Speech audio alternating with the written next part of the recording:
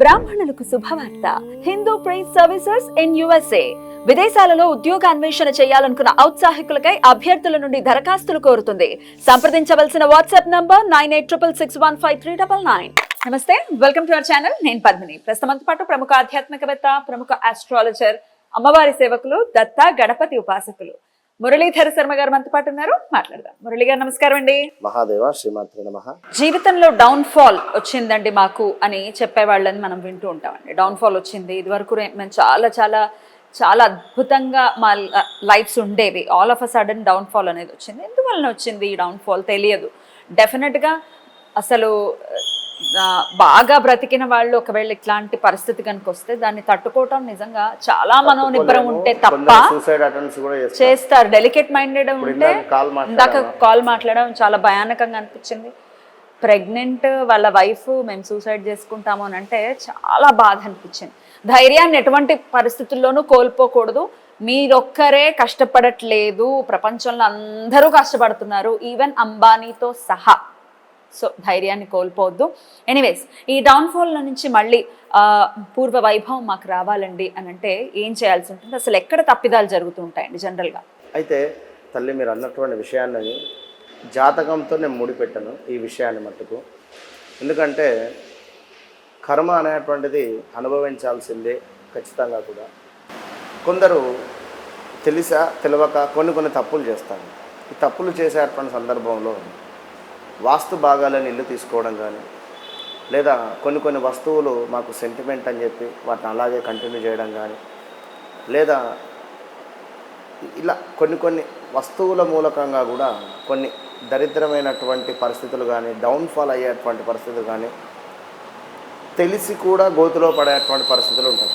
కొన్ని వస్తువులు రావటంతో ఇంట్లోకి వర్షం పడే సూచన ఉన్నది, గొడుగు తీసుకుపోమంటే పడదు అంటే ఏమవుతుంది, తడుస్తాం.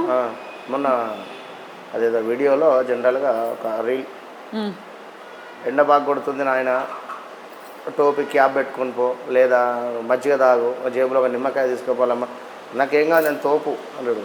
తెలంగాణ తోపుకు వడదెబ్బ దాకింటికి వస్తాడు. ఏమైంది తోపుకు? మాడిపోయిన పోపు. అట్లనే కొన్ని వస్తువులు ఇంట్లో కానీ చేతికి కానీ, ఇంట్లో కానీ చేతికి కానీ పగిలినటువంటి వాచ్లు ఉండకూడదు. పగిలిన వాచ్, వాల్ క్లాక్ కానీ బ్రెస్ట్ వాచ్ కానీ పగలకూడదు. ఎవరో గిఫ్ట్ ఇచ్చారు, లైట్గా పగిలింది, ఏం కాదు అనుకున్నా కూడా కొంత కర్మ అనుభవిస్తాయి. దరిద్రానికి ఇబ్బంది హేతు అవుతుంది అది 100%. కనుక అదొకటి. ఇంట్లో పగిలినటువంటి అద్దాలు కావచ్చు, విరిగిపోయినటువంటి ఇనుము రిలేటెడ్ కానీ, అంటే ఐ మీన్ మంచానికి సంబంధించినటువంటివి కానీ, అంటే విరిగిపోయినవి ఎప్పుడో అట్లా పక్కన పారేయడం కానీ, ఏదో మూలన తీసుకెళ్ళి అవతల పాడేయాలి. ఇలాంటి సామాన్లు ఉంటాయి కదండి, అవి కూడా ఇరిగిపోయినవి కూడా వాడుతూ ఉంటారు. వాడకూడదు, తీసేయడమే ఖచ్చితంగా కూడా. అయితే మరొకటి ఏమిటంటే ఎక్వేరియం. ఇవాళ రేపు అంతా కూడా సిటీలలో ఎక్వేరియంస్ కొంత అది క్రాక్ రావడం కానీ, అయితే అందరికీ ఫిష్ను పెంచుకోవడం కానీ, అంటే ఇవి అందరికీ సెట్ కాదు వాస్తవానికి. ఇది ఇంట్లో ఉంటే మంచిదే, కానీ కొన్ని డైరెక్షన్లో ఉన్న అది కొంత పగిలిపోయి ఉన్నా కూడా దానివల్ల కూడా ఇంట్లో కొంత నెగిటివ్ అనేటువంటిది జనరేట్ అవుతుంది. ఇక మరొకటి ఏమిటంటే ముఖ్యంగా కూడా మనకు దక్షిణమును పశ్చిమము వైపులో మనకు ఉండేటువంటి వాటర్ ట్యాంక్ ఇంటి పైన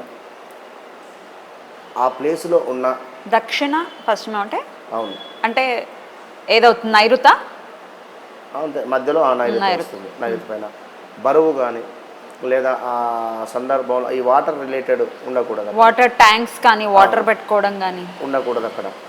అంటే కొంచెం ముందుకు అని చెప్పి దిశ అనేటువంటిది, మరీ కార్నర్లో పెడితే ఇబ్బంది అవుతుంది. ఓకే, ఇలాంటి సిచ్యువేషన్స్ ఎదుర్కొన్నా కూడా ఇబ్బందికరమైనటువంటి పరిస్థితి ఉంటుంది.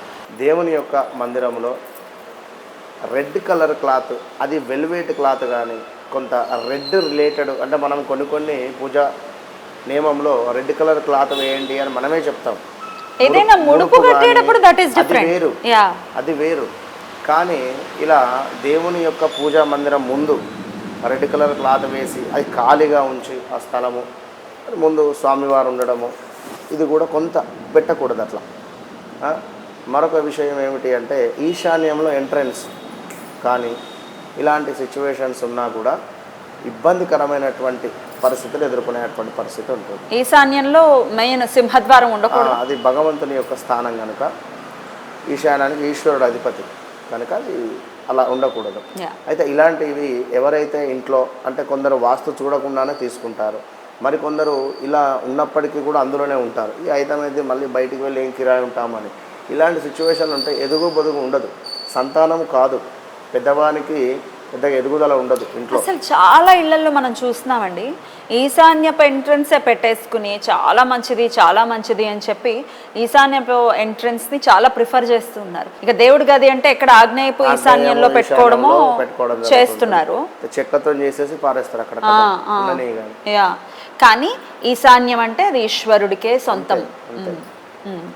అయితే ఈ విధంగా కొంత ఇందులో మనం చెప్పినటువంటివి ఏమైనా మీకు తారసపడుతూ ఉన్నాయా అవి ఒకసారి చెక్ చేసుకొని తప్పకుండా వాటి నుండి మీరు విముక్తి కలగాలి అంటే కొంచెం దూరం పెట్టేసి చూడండి ఒకసారి. ఒక 41 days నిజంగానే నాకు వాచ్ పగిలింది, నేను పెట్టుకుంటున్నాను, 41 రోజులు తీసి పక్కన పెట్టి జనరల్గా చూడండి. ఇప్పుడు నేను మొన్న ఏమైంది, ఒకరికి పగడాల మాల, ముత్యం మాల ఎవరో సజెస్ట్ చేశారు, వారు మెడలో వేసుకోవడం జరిగింది. కుజుడు ఆల్రెడీ కూడా నీచబడిపోయి ఉన్నాడు, ఇక్కడ కర్కాటకంలో. చంద్రుడు 11లో ఉచ్చబొందున్నాడు, బాగుంది. అరే బాగున్నప్పుడు మళ్ళీ ఎందుకు నీకు చంద్రుంది? బాగున్నప్పుడు అవసరం లేదు, సరే వేసుకున్నావు, ఓకే. కుజుడు ఆల్రెడీ నీచబడ్డాడు, తనని డిస్టర్బ్ చేయకుండానే ఉండాలి, అవసరం లేదు. నీచబడేటువంటి గ్రహానికి సంబంధించినటువంటి స్టోన్ కానీ దాన్ని మనం ధరించిన మాల రూపకంగా పగడల మాలనే వేసుకున్నాడు ఆయన. నేను ఫోటో చూపిస్తే ఇంకా ఏందరా వద్దు అని చెప్పాను. ఎందుకంటే మనకు బ్యాడ్ ఇప్పుడు అష్టమ శని నీచబడి ఉన్నట్టయితే మనకి స్టోన్ పెడితే ఇబ్బంది అవుతుంది, ఇంకా ఆయన పవర్ ఇంకా పెన్షన్ వాళ్ళం అవుతామా. కనుక అది వెళ్ళినప్పుడు మనకి ఎంతో కొంత అవగాహన మనం తెచ్చుకోవాల్సి ఉంటుంది. డెఫినెట్గా ఇది అవగాహన పెంచడానికి వీడియో డెఫినెట్గా ఉపయోగపడుతుంది మన వాళ్ళకి. ఈ డౌన్ఫాల్లో ఉన్న వాళ్ళు డెఫినెట్గా అలా కాకుండా మళ్ళీ చక్కగా వాళ్ళ జీవితాలన్నీ కూడా సాఫీగా వెళ్ళాలని మనస్ఫూర్తిగా కోరుకుంటూ చాలా అద్భుతంగా వివరించారండి. కృతజ్ఞతలు, నమస్కారం.